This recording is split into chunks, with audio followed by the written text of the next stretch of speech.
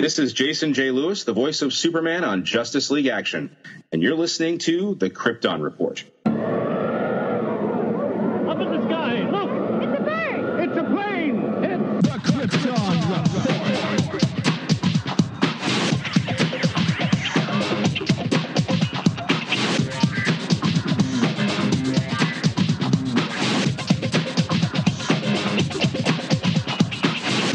Welcome to the Krypton Report Podcast, presented by the Southgate Media Group.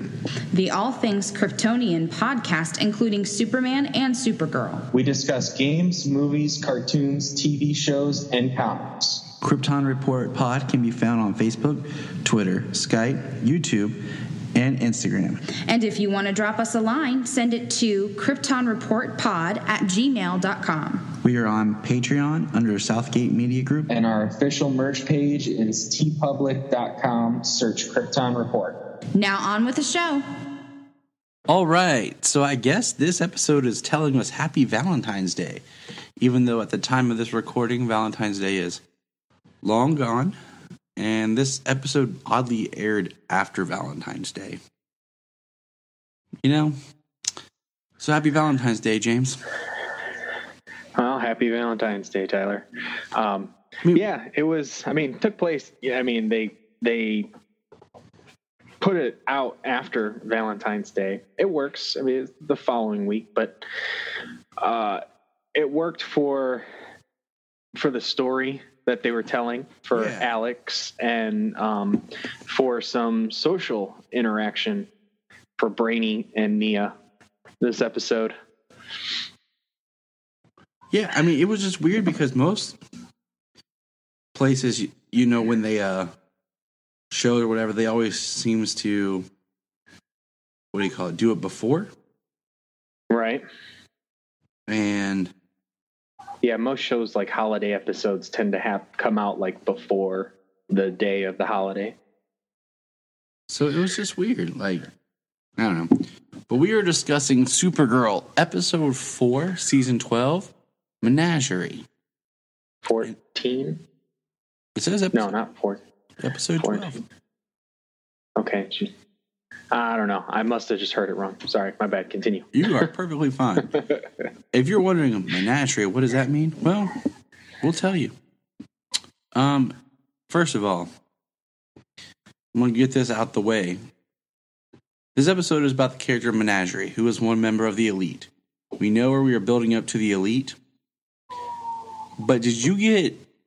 first of all, I don't know that much about the character, other than what they tell us quickly in... the book and in Superman versus the Elite. But did you get a very Venom vibe from the way they did this? Yeah. Like the movie Venom. Like the recent Tom Hardy movie. Yeah, I did. Symbiote and... Well, it's just like the way like one kind of snake looking thing pops around her. And it's like right there. Yeah. Like how it comes out and it actually like communicates with her. Yeah. And it came on like an asteroid from space. Yeah. Well, which was interesting. Instead it was, it looked like an asteroid, but it was actually a ship. So. That was something they dropped there. But. Yeah, so Menagerie. Well, that's this episode. So the episode starts where we see her and her accomplice. They're getting away, and they, have a car wreck. And she gets out and finds basically this alien symbiont thing that actually kind of made me think a little bit of like Aliens, the movie. I kind of thought some Slither. Yeah, I was getting there.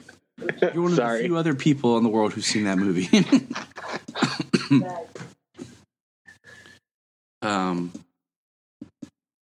It basically we find out it eats hearts. So that's another play on Valentine's Day. I think that was added for Valentine's Day. I don't remember that being anything. Yeah. So I mean, they did, the snakes killed people and stuff, but I don't know. Wasn't anything specific like ate their hearts. So she, goes on a killing spree now of being empowered. So not only is she robbing, she's also killing. And we get a side story in this episode of the first kind of detective work that Jean is doing, where he gets hired as a PI to help find an alien. I'm trying to remember his exact job title.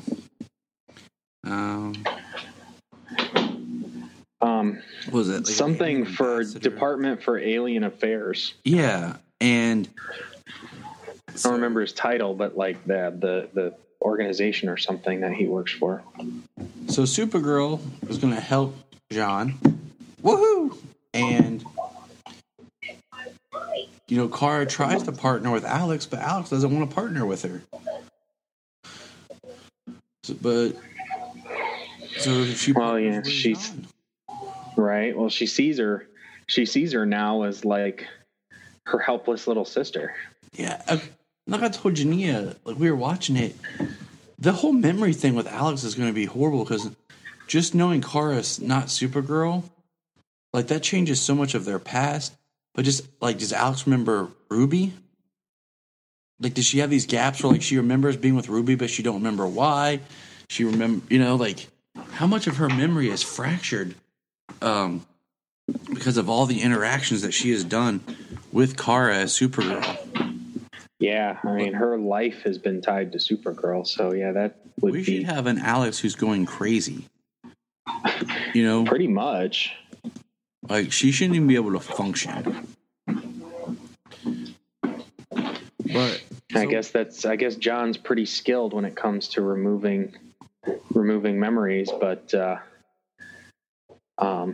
yeah, that would really mess up her, where her entire life has been tied to the fact that her sister is an alien, not even just an alien Supergirl. So does she like now believe that Kara was just adopted at 13 or whatever?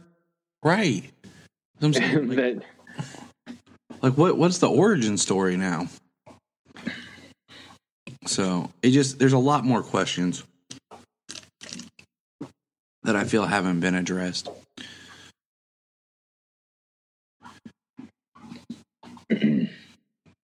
So a lot of people got a lot of attention in this episode. There was the Jean and Kara plot, mm-hmm. which tied to the Alex and DEO plot, and to Menagerie. Yep. Then there was the Lockwood plot, which, I mean, okay, skipping to the end there. We're all over the place. We always are, anyways. We're not fairly linear when it comes to it. Like how much hate is this president endorsing by forcing and looking and getting the release of Ben Lockwood from prison? Right. Like finding any loophole possible to get this person released from prison, even though he's killed people. I'm guessing that maybe they don't have the evidence to say that he is attached to one of these deaths, mm-hmm. Fiona's death, or, any of the number of aliens that he killed actually leading up to that, which were referenced in the Man of Steel episode. But,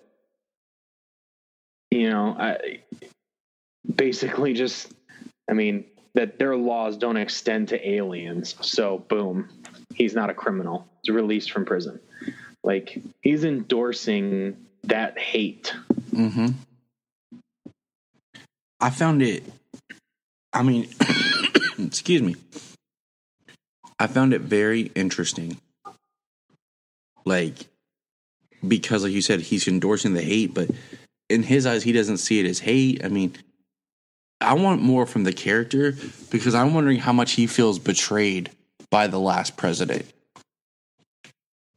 You know, the fact is, like, everyone found out that the last president was an alien. And right. Well, you know, I mean, the interaction, and it could have just been, I mean, it's a politician character. I mean, you know, so lies are the bread and butter. But the way he interacted with Supergirl when he was taking office, you know, he didn't seem to be that type of character, but then they didn't show him for a handful of episodes until Haley showed up, and then he's been in and out. But each time he's always yelling about something. He's always mad. He's just, there's more going on with him than. Can I just say it's sad that we as a people just like are okay with acknowledging, yeah, it's a politician character. That means they're crooked in a D-bag.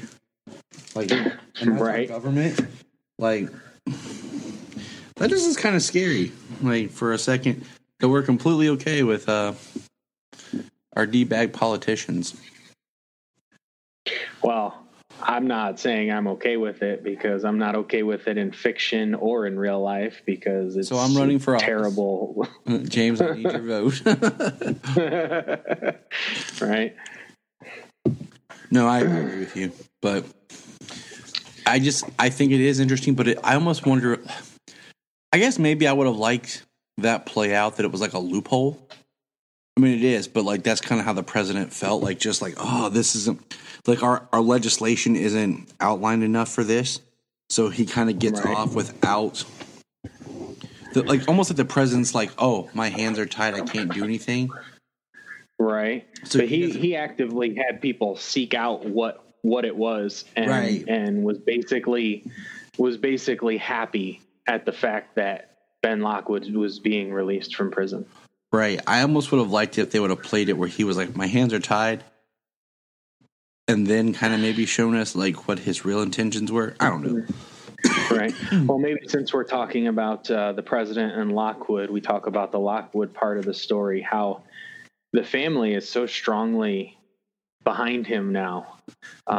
His son putting out the video message to the Children of Liberty and leading the charge to find Menagerie, and is actually the one who chops the symbiote head off and believes that he killed the alien.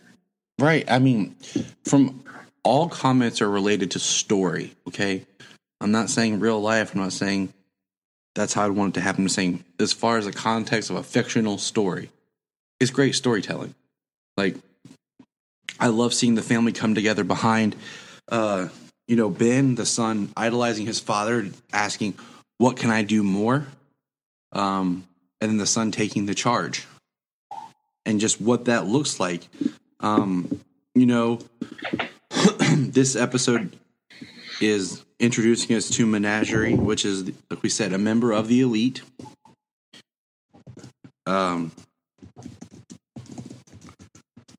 And we've already met Manchester. And I think it helps open up the world for Supergirl to see what people are like more. So I'm what's the word? I'm excited in a way that they're doing the truth justice. Like, what's so funny about truth justice in American way? But I hope they do it like as a multi-story arc, in a sense of like, wouldn't it be neat if like part one is what's so funny about truth justice in the American way, part two is like Supergirl versus the elite, because I feel like there's so much in there to it really needs to be dealt with and discussed.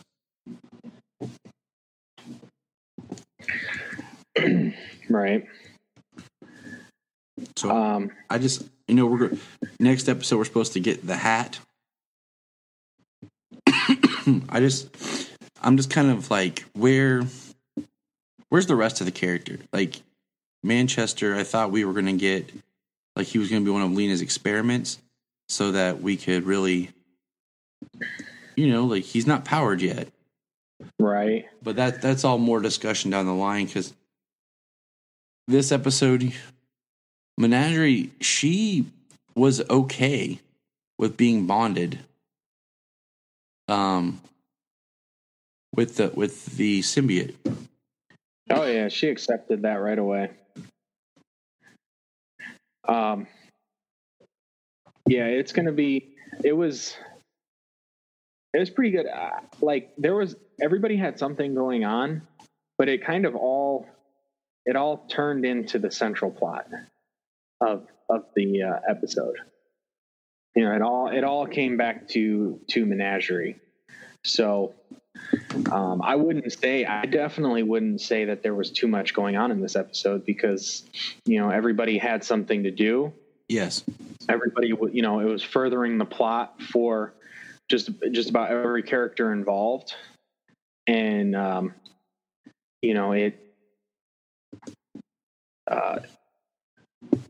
it always, there was always something going on, and it wasn't like some of the parts didn't drag. Even when it was just exposition and stuff, you can get that from anything, exposition heavy episodes or sometimes sections. I enjoy the exposition. Exposition is not lost on me. It's probably why we do what we do. But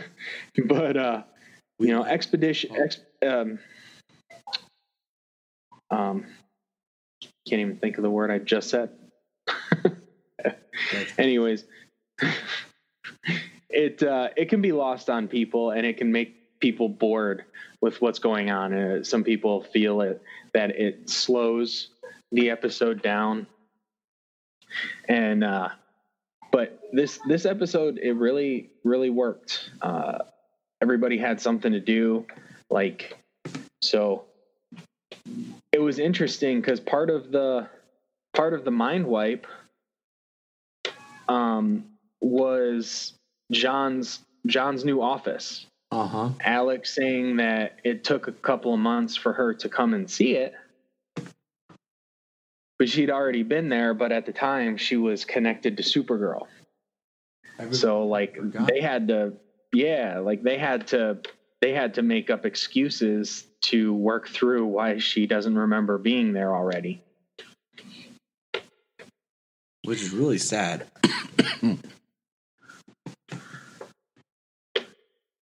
I'm sad for Alex. Right. I know why we're sad for her. Yeah.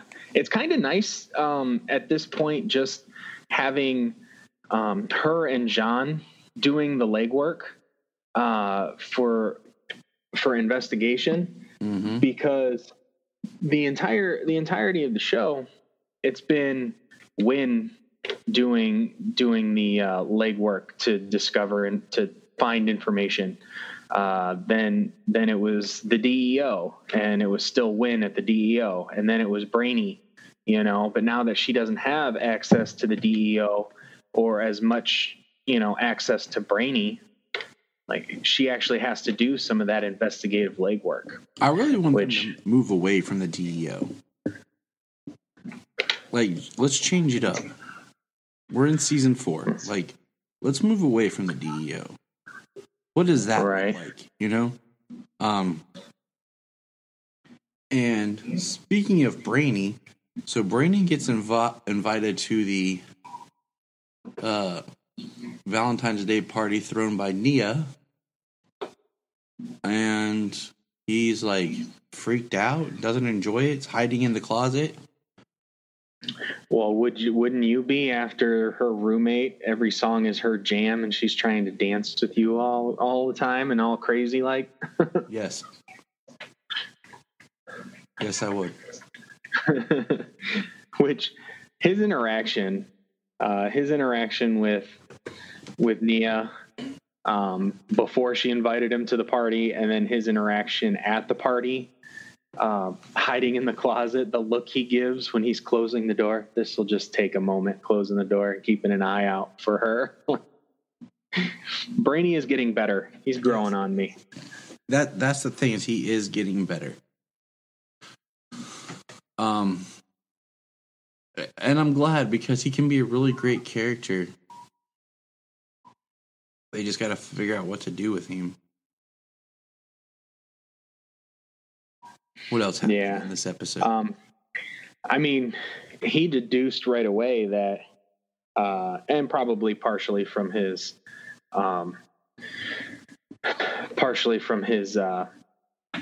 analysis, but he deduced that she was connected with the creature.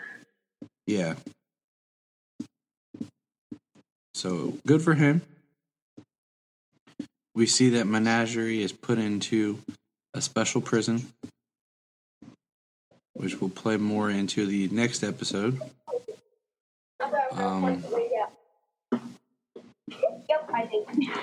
then let's see. Anything else that's happened that was predominant? I mean, I like this episode. You know, I think the story with the Children of Liberty is strong. I think, you know, they're setting up for Supergirl and the Elite. Nothing from the Red Daughter this week, which I'm almost wondering if that's going to be like season 5's villain, but I don't know. Like, it's weird. I'm not even sure what's going on with the Red Daughter. I don't believe we saw her this week at all.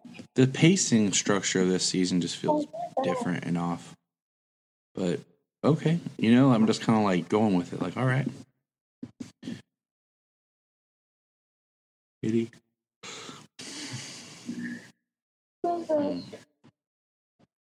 Yeah. Anything else we can think of? Let's see. We talked Kara.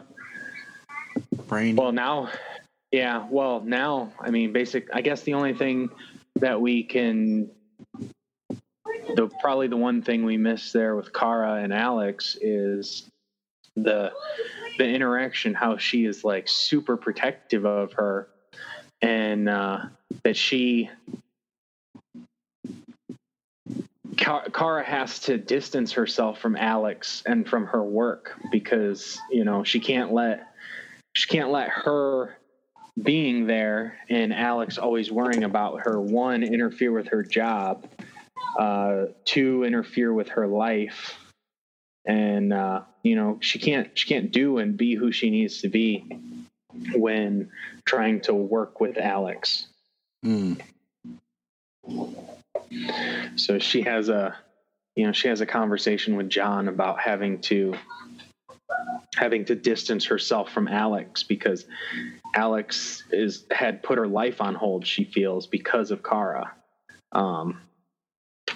With the adoption, or with moving forward with the adoption, she stopped going out on dates and things like that. So basically, it seems like she just wants to interact with her as a sister. So I think we're going to see more of their interaction, like at the apartment and stuff like that, and less interaction out on the street, unless it's for maybe like a journalistic purpose, you know, because she's not going to be able to go with her every time she goes out on a mission. Exactly. So we got Kara, Alex, Kara, Jean. So Nia suited up this episode, though. Yeah, I mean, what exactly is she going to do? Yeah, I don't know if she has any physical powers, just being an alien, maybe having like an enhanced strength and durability, nothing on par with like a Supergirl or anything like that. Because, you know, I mean, yeah, she did wail on she did wail on Menagerie with a pipe, but Menagerie got slammed into the top of a car. So, you know, where's the divide there? Yeah, exactly. I mean, she can in the future, okay. Yeah, I mean, that'll certainly help. And, you know, with Brainy's training, he's going to train her to be able to interpret her dreams, so that way you know, they can try and have a leg up on the future. I'm sure that's going to be the majority of her training, but obviously she's going to need some physical skills. Mm-hmm. I mean, she works well as like someone who like behind the scenes at headquarters, Right. Well, she talked to her. Dad, who is that? You? No, that's Tyler. She talked to Nia about her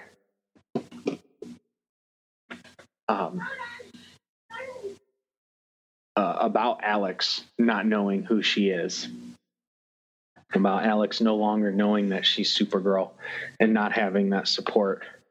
So, just something for them to come together better, become closer. Exactly. Because she's going to need that. Oh, and we didn't even talk about James and Lena. Oh, yeah. I thought they were very pushed to the back on this episode. They were. Pretty quickly the relationship ended there.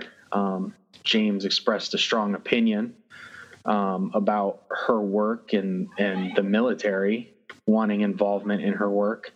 And it seemed like she decided pretty quickly that, just like basically in spite of James almost is why she made the decision to do that. And with her dialogue before, especially at Thanksgiving, about giving people powers and stuff, you could see that she kind of had her foot in the door in that direction, but like she wanted to seem, she at least wanted to and tried to put forth more of a noble face and in what she is doing in her experimentation and giving people powers and making people invulnerable.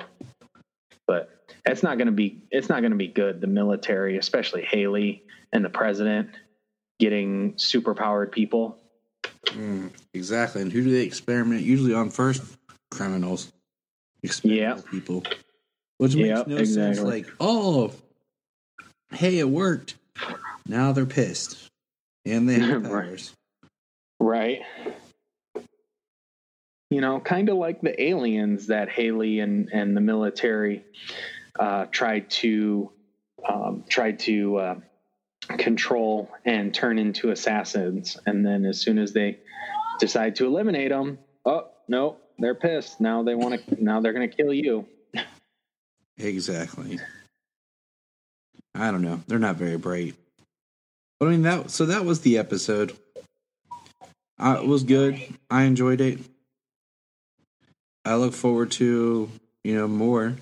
I look forward to seeing, how it looks when she battles the Elite. Yes. Menagerie got a letter from Manchester, can't talk. Manchester Black. And then see the snake crawling up her neck. Yep, so it's not gone. It's still, there and part of her. So we better just strap in and be ready. Right. So I was actually kind of surprised because before I watched it, I didn't get to watch it on Sunday night, being on call, having to go into work and crap. I didn't either because I was out with the family for birthday dinner. So I didn't get to watch it Sunday. So what I heard that Menagerie was in it, and I heard that there was one snake that was coming out of her neck, kind of thing. I was like, really? Like one snake? Like, is it just one snake that goes out and comes back? So I was pleasantly surprised when I saw that they had the multiple snakes, like I said, like Slither, going around and attacking people. So that was pretty cool. It wasn't, not limiting it to one and actually giving that look of what it looked like from like the cartoon and from the comic, from the animated movie and the comic. It was really great. So I was happy to see that. Yeah, I think she at least looked not normal, but like manageable.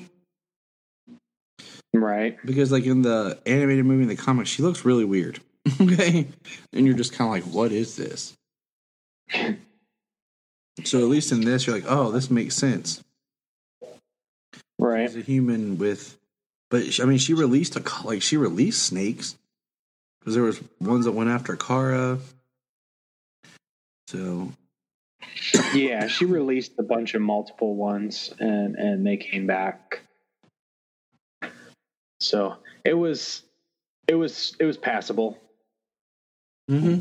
So like I said, it was just better than what I had heard it might be. So I was weary about what I was going to see, but then I saw all of them, and I was like, oh, okay, like this isn't bad. I mean, sure, she's not like some demon-looking chick flying around with wings and stuff, but. And I'm okay with that. I don't need gargoyles. Yeah. I love that show. So do I. Growing up. I haven't seen it in years. We have the first season. Do you? Yep. I think that's all that was released. I want to say yeah. I want to say you're pretty positive. When I searched for it some years ago. I'm just going to say that when Disney does its streaming service, they need to have all these 90 cartoons, like gargoyles and gummy bears and stuff. Right. Well, the one cartoon that they need to put on there, because they never released it on DVD. They only released like groupings of episodes that were like story connected, is the Spider-Man animated series. Whatever legal issues they have that is not allowing them to release them, they released the X-Men, the 90s X-Men animated series, which I've got a couple of those. I don't have it all yet, but I want the Spider-Man animated series from the 90s.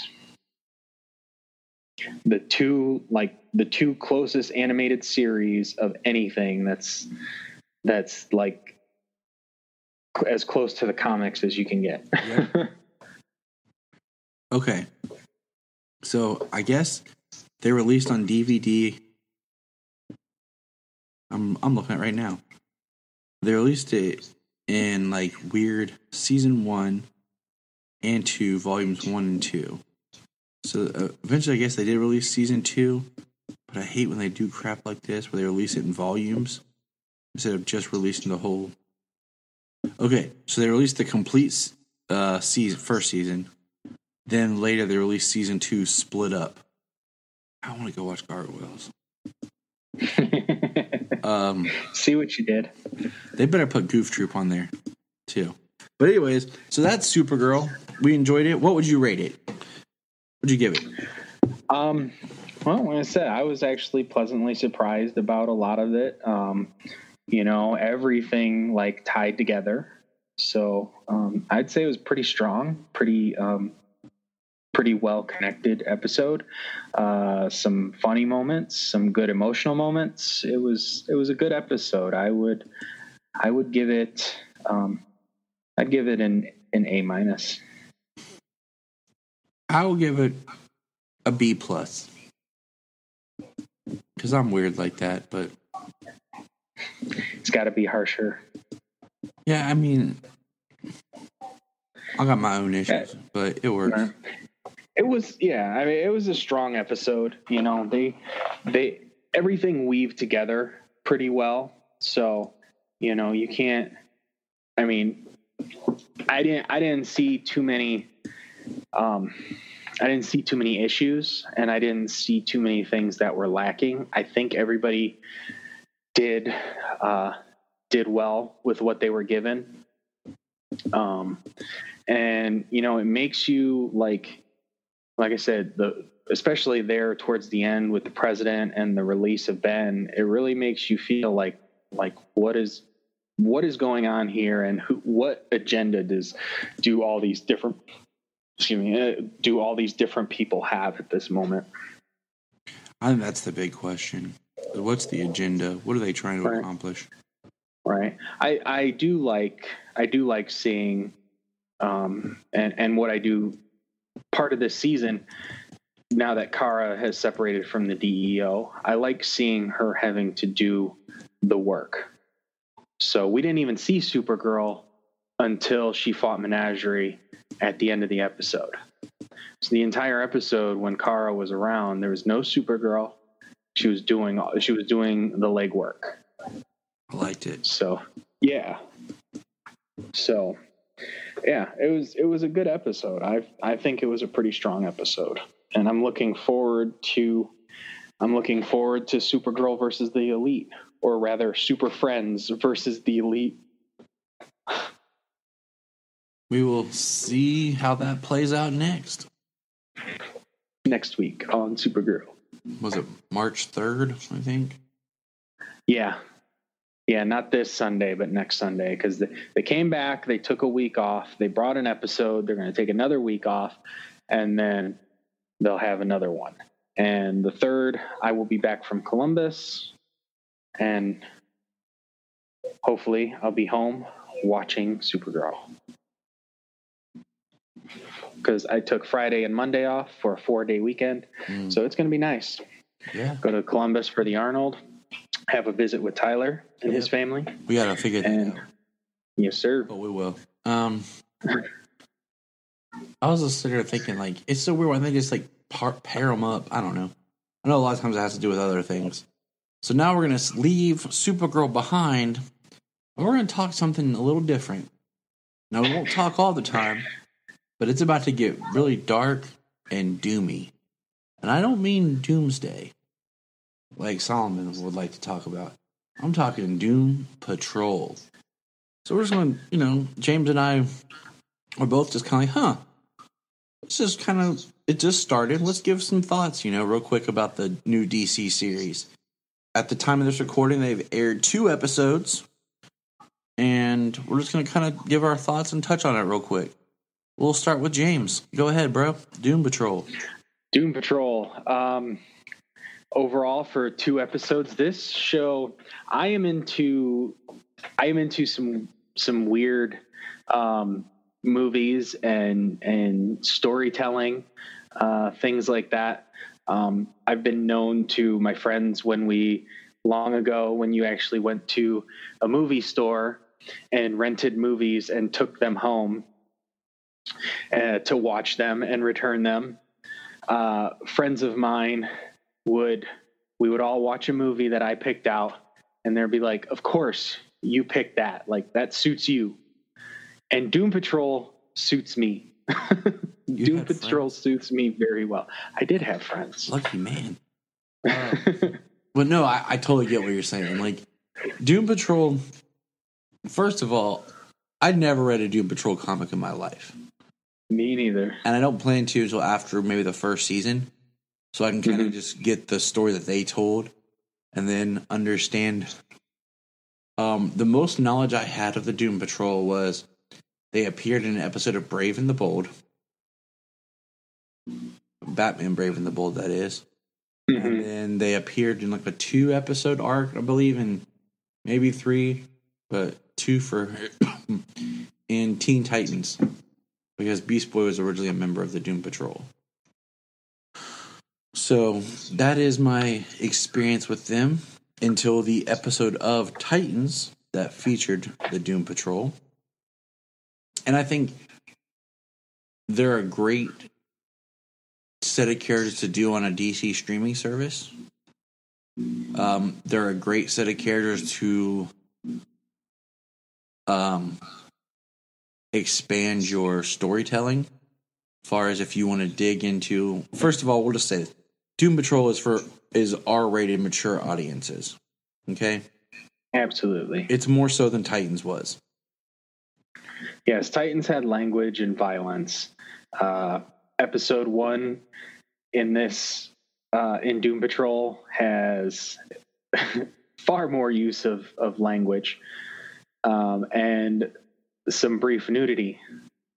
And I mean, if that's where you want to go with these characters, I think the Doom Patrol works because nobody knows these characters and no kids will be like, oh, I can't wait to watch Robot Man.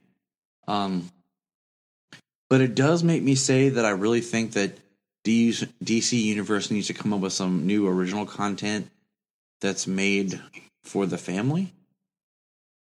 There's a lot of old stuff on there you can watch with the family, but there's nothing new for the kids that's only available on DC Universe. All the original stuff is being made towards the adults. I mean, even Young Justice is more of an adult's cartoon. Yeah, Young Justice is absolutely made for the fans. The amount of Easter eggs and stories that happen behind the scenes, it's for the fans. So, I mean, you think about everything that DC plans for original content. Swamp Thing is going to be dark. Harley Quinn's supposed to be a very adult cartoon series. Mm-hmm. Stargirl maybe more along the like the more family friendly esque show, because I mean that's what they said that when they made the CW series was Arrow was supposed to be the darker, grittier action show, and the Flash was supposed to be more of like the family show. And I just think that you need that on DC Universe. But Doom Patrol. So, see, episode 1 pilot. I had this pulled up. Was directed by Glenn Winter. Yes, sir. Glenn Winter is one of the few directors to have directed 2 different incarnations of Superman. One being Tom Welling, and he worked as director of photography, and I think later also did directing on Smallville, and then directed the episodes with Tyler Hoechlin when he appeared in Supergirl season 2. The other director is David Nutter, who directed Superboy, and then the pilot of Smallville. Now, I haven't been through every director of Lois and Clark and cross-referenced yet, so there could be another one somewhere. But Glenn Winter directed this, and I think it's beautifully shot, directed, acted cinematically. I mean, for a bunch of characters that you don't know and you could care less about, in one episode, you know who these characters are, even having not experienced the Titans episode, because we'll get into it that, we think we know where the Titans episode connects in this world with the Doom Patrol. But, I mean, you feel for each character. Robot Man, his story of being Yeah, he's central focus in the first episode. Robot Man, Cliff Steele, absolutely. Most of the time is spent on him. He's the last one in the house, as it would seem. If we talk about the Titans episode, I mean, Beast Boy would be, but at this point, he's gone. He's come and gone in between, the time that Cliff wakes up in 95 and then we pick up the story in 2019. Mm-hmm. So they have a nice time jump, a nice montage time jump over that period of time. But they give his origin story pretty well. It was really good the way they make it seem that it was a car crash during his race, which caused the accident, and why he is now a brain inside of a robot body. And just the whole robot coming to life thing, just that whole pacing, and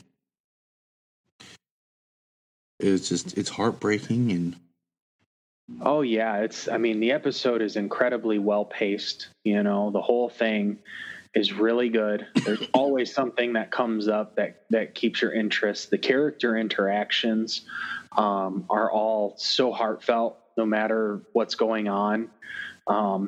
And the episode is so full of heart. I mean, Cliff is a cheater. He cheats on his wife with the nanny. He's not a very good person, and it makes it seem too his wife is not a very good person. They're rich. He's a race car driver. They're rich, and they're just this married couple that have nothing but contempt for one another. Yeah, but did you pick up that it was his third wife? Oh no, I did not pick that up. No, I think he was. Because doesn't he say? Because I had to back it up. what I got from that interaction was he said, "How did you get your wife to agree to her?" And he called him a dirty old man. And he said, "I thought you would have gotten that by wife number 3, thinking that the other guy had been married 3 times, saying that, you know, you would understand trust. You think you would understand trust after you've been married 3 times. Maybe. You know, That's how I took that. I mean, it's not because, you know, I watched it twice and, I watched the Doom Patrol episode 4 times that first weekend. My man.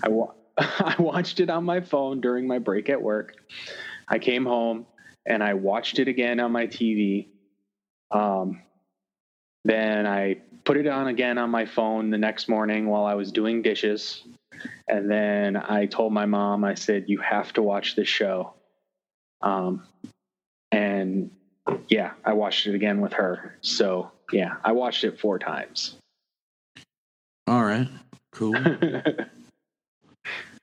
Yeah. And like I said, it like this show fits my sensibilities. I've already watched episode 2. Well, I would say 2.5 times because I fell asleep. I put it on late last night, but I fell asleep. So I watched it once on my phone. I put it on last night and I fell asleep, but then we just finished watching it before we started recording. Which is awesome. So I like Timothy Dalton as the Chief much more than the guy that was in Titans. The guy that was in Titans kind of creeped me out. Yeah, Bruno something or other. It actually made me hate the Chief. I love Timothy Dalton as the Chief. Yeah. Well, from just what I've heard in passing, you know, maybe it's the Grant Morrison version of the Chief is very manipulative. So maybe they were taking more influence for the, because my question is, when they filmed, I feel like when they did the Doom Patrol episode for Titans, they weren't playing the Doom Patrol series. Because later, when they cast Brendan Fraser and Matt Bomer, they went back and dubbed the voices. Yeah. What had already been done. Right. That's kind of my feeling too. Because they had planned on actually doing a full-fledged show. And if I'm not mistaken, it's not really Brendan Fraser and Matt they're only the voice and the flashback scenes. They're not actually Robot Man and Negative Man. No, I know for a fact that he's not Robot Man, and Negative Man, from my understanding, it's not supposed to be. I mean, I'm wondering if they did make a change at some point, like in this episode where he unwraps the person is, no matter who it is in such heavy makeup, with the scarring, with the burns covering his body from head to toe because of the airplane crash. But if they did dubbing for that as well, mm-hmm. I mean, it would be pretty good. You couldn't really tell the difference between, the voice when he was speaking to himself in the mirror, or rather speaking to the negative energy entity inside of him in the mirror. It didn't seem like ADR. It could be, but it didn't seem that way. And if they did want to put Matt Bomer in a couple of scenes like that throughout the show, I mean, I'm sure they could easily have, reshot something like that with Matt Bomer and, use the normal actor who was in, or the prior actor who was in the makeup and in the wrapping, in the rest of the shots, and just do the ADR. Exactly.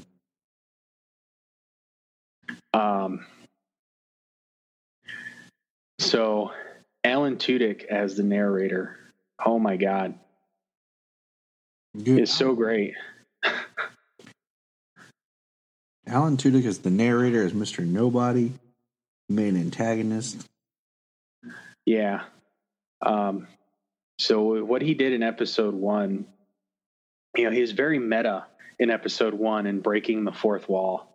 What do critics know? They're going to hate this show.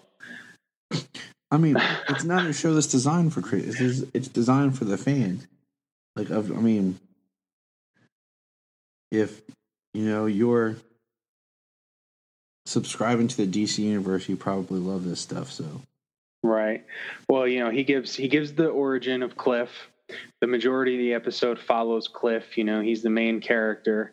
And then he gives the origin for Rita, which is it's very good. And it's just like the origin at the moment.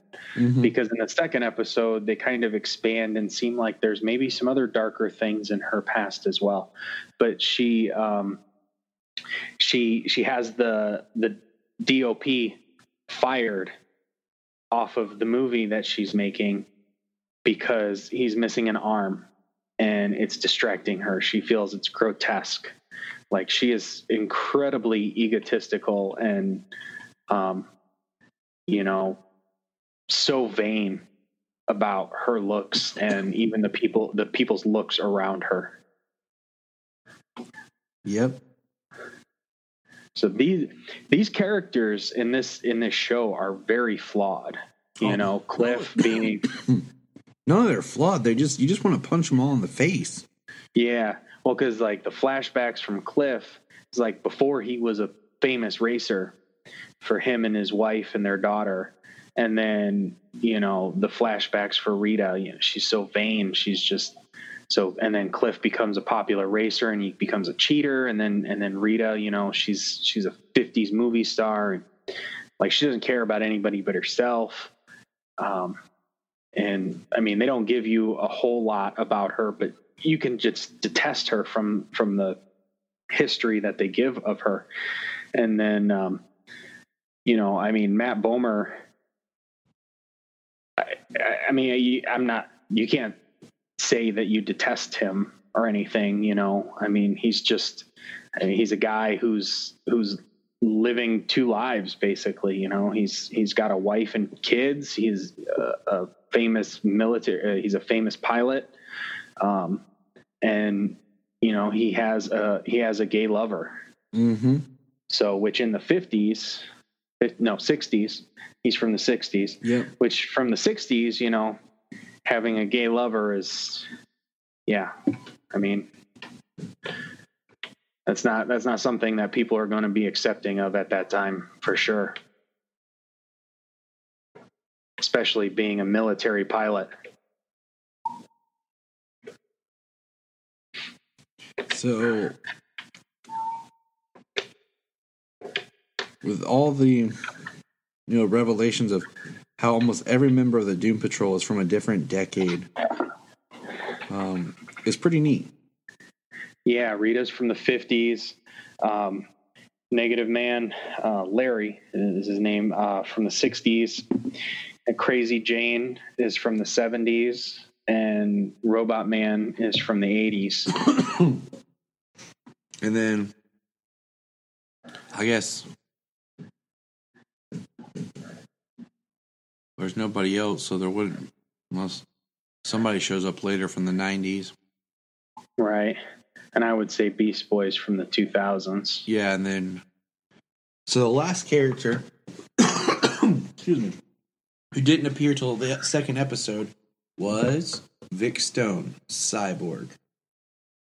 And this is our third live-action Cyborg. Second on the small screen. Yep. And I actually really liked this Cyborg.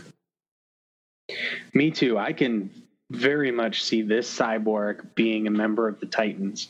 I could see this guy going to the other show in the second season or the third season. And I would love to see him go into the Titans. It's definitely more of his non-New 52 origin, which is nice because it seems like everything's been kind of in the New 52 realm of where these characters come from. And he's got more human parts than he does cyborg. Yeah, in the second episode when he's running after Niles in the chair, he like cramps up in his leg. So I'm interested to getting more of an idea of how much of him is cyborg. And what all he can. Right.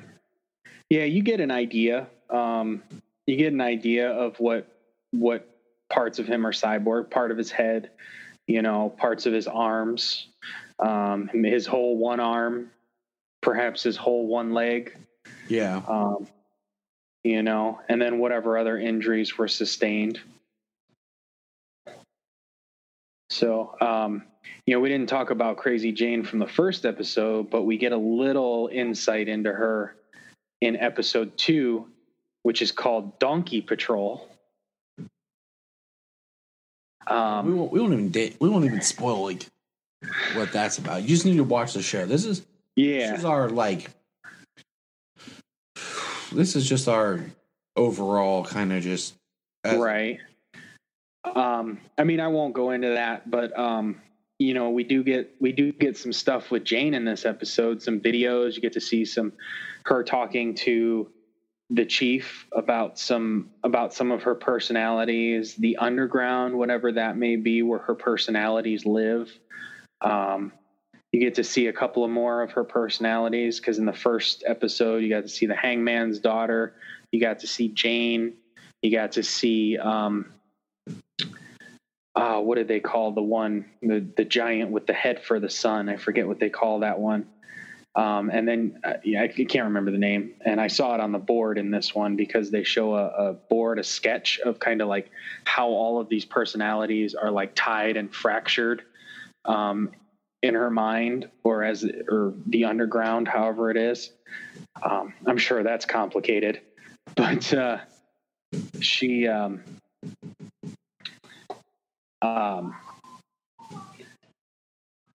they show those, and then they show Hammerhead, which Hammerhead is very aggressive, very confrontational. Then they show a few more, like there's Sylvia in this episode, who's got like big black eyes and sounds all demonic. I didn't catch her name. It was so quick when she was going through them. I know, and I'm wondering, because of the camera changes, I'm fairly certain that they probably did a lot of cuts. Yes. For her to change all of this, but a few of them were in the moment, and so you got to give it up to the actress for switching through at least a few of them the way she did in the moment, because they did so many of them at that point that when they changed the camera angle and stuff, that they did some cuts. They're like, okay, cut, and then like, all right, we're gonna pick up back here, and you're gonna be this person, and you're gonna. So, that they did that because they ran through so many at that point. A lot of the names I saw were because of subtitles, where they have the name of who is speaking at the moment. So they didn't say the name of all of them. Yeah, because I know they said the name of Baby Doll. Yeah, they said Baby Doll. There was the name Sylvia, which was the demonic voice. There was another voice that was saying dead in his arms. Yes. And that's what Sylvia was saying, but all demonic, dead in his arms, dead in his. And then there was another one, it was a different voice, and it had a different name. I can't remember the name, but she was saying the same thing. So a lot of her personalities communicate. But what was really cool was when Robot Man was sitting outside of her room and talking to her, and he's like I don't even want to know what kind of trauma could cause a girl to split her personality so many times, but I just want you to feel safe. And then Jane comes out and starts talking to him again. Yeah. Like, it is the show, no matter how crazy it gets, because the fourth wall breaking. The narrator, Alan Tudyk, in this episode was fantastic. You know, I mean, I'm going to spoil right at the beginning where Niles is like, who are you talking to? He says, Grant Morrison fans, Reddit trolls with DC subscriptions, and the 3 new fans that we have after the donkey fart. I mean, it was hilarious. Yeah, his catch up. Like, a lot of people are going to be tempted to hit the button to skip the recap. The recap is narrated by Alan Tudyk and is fourth wall breaking and is hilarious. Don't skip the recap. Skip the intro if you'd like, which is beautiful. The intro is beautiful. It's great music and amazing looking. The music is great. Yeah, it is a beautiful intro. Don't skip the recap. Skip the intro if you'd like. But yeah, Alan Tudyk as the narrator at the beginning, breaking the fourth wall, the way he's talking to Larry, Rita, and Cyborg. I mean, it's fantastic. And it's so seamless too. Like he really did that ADR, like watching how the episode's going to be cut, because it was so great. Yes. You know it was. I mean, Tudyk is underappreciated. Oh, absolutely. So I mean that's Doom Patrol. I mean, we'll touch more in it as it goes. I do want to say this right now, though. Right now, when it posted, okay, it said 15 episodes. Mm-hmm. Okay, I'm checking right now my DC Universe app right now. Hold on. I'll do it the same. Okay, it says 15 episodes. Okay, now I saw this earlier on IMDb that has it set at 13 episodes. Well, so, and because we know what happened with Titans. Yeah. Well, we also know that IMDb is run by fools. I know. Yes. So, but all I'm saying is let's be mindful. Yeah, I am hoping for 15 episodes because I think this show is fantastic. Like I said, it is completely weird. You know, they say the strangest heroes you've ever seen, or whatever they say exactly. It is 100% true. The cast is great. Timothy Dalton as the chief is so much better than that Bruno guy. Brendan Fraser. I mean, I've seen so much of what Brendan Fraser's done since I was a kid. I mean, George of the Jungle, the Mummy movies, Bedazzled. I mean, Dudley Do Right, Encino Man. I mean, you go down the list. Some of his TV movies. I mean, I've Journey to the Center of the Earth. I've seen so much of what Brendan Fraser does. I've been a fan of his since I was a kid. So having him do the voice for Robot Man, and he never got to be like this. You know what I mean? Like, he's always so like family friendly. Yes. When in all of his movies, even some of the movies that were a little mature, that were even a little more mature. Brendan Fraser has always been more of a family friendly type of person. And in this show, I mean, he is great. He cusses up a storm. I mean, some people have that personality, and they gave that to him. You know, he's always F this and you know, you name it. He's saying a whole bunch of stuff. Mm-hmm. What's her name? April Bowby. Yeah. Playing Rita Farr. She's great.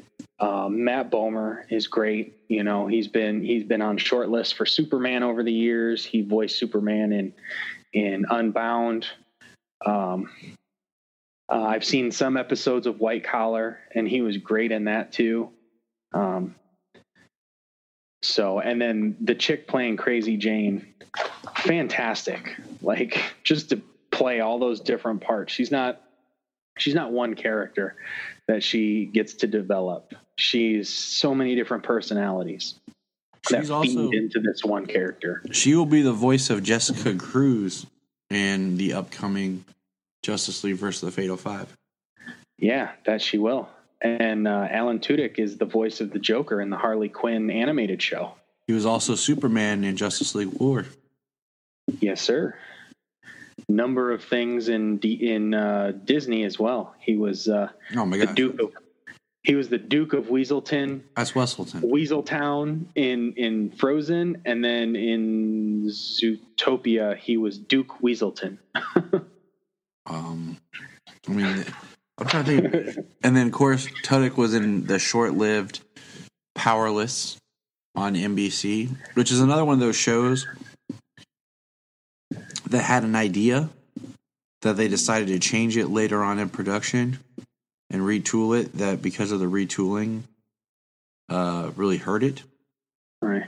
Well, from what I saw, it was funny. It was good. I don't know. I didn't see every episode. I enjoyed what I saw. It was kind of like the superpowered. It was kind of like the DC Universe version of The Office. That's kind of, yeah. I mean, they were going for it. It felt like it. To me, it felt like it felt more in line with like Batman 66, because it got kind of zany and crazy at times. Right. Then he was in A Knight's Tale. He was Washburn from Firefly and Serenity, which is epic. Oh yeah. One season, one movie.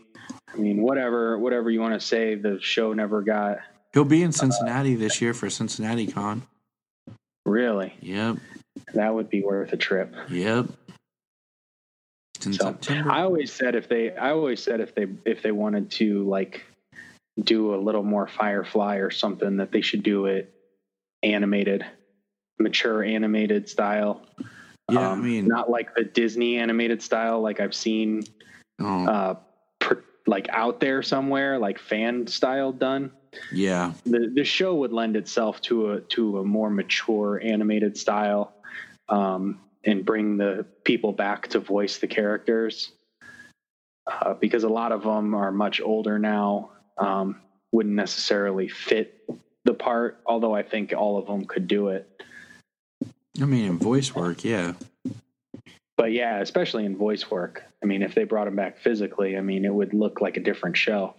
But if they brought them back for voice work. Exactly. So, but with a show, you could place it between Firefly and Serenity and fill a lot of time there. Side note, anyways. Yep. All right. I love Doom Patrol, and I can't wait for next week's episode.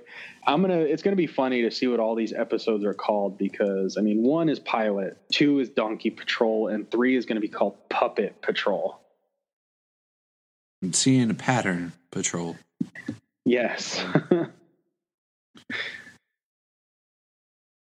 All right, man. Let's get out of here. It's late. You need to sleep. I need to do something with my life. So. All right. Look up in the sky. Look up in the sky. Look up in the sky. You can find us on Instagram, Twitter, Facebook at Krypton Report. You can also email us at kryptonreportpod@gmail.com. If you get a chance to go over to iTunes, please leave us a review to help us get better. If you're an Amazon shopper, just remember you can go to southgatemediagroup.com. There's a portal, log into Amazon, and you'll shop into your account just regular, but it also helps keep all the podcasts on and helps keep Southgate running. Remember, look up in the sky.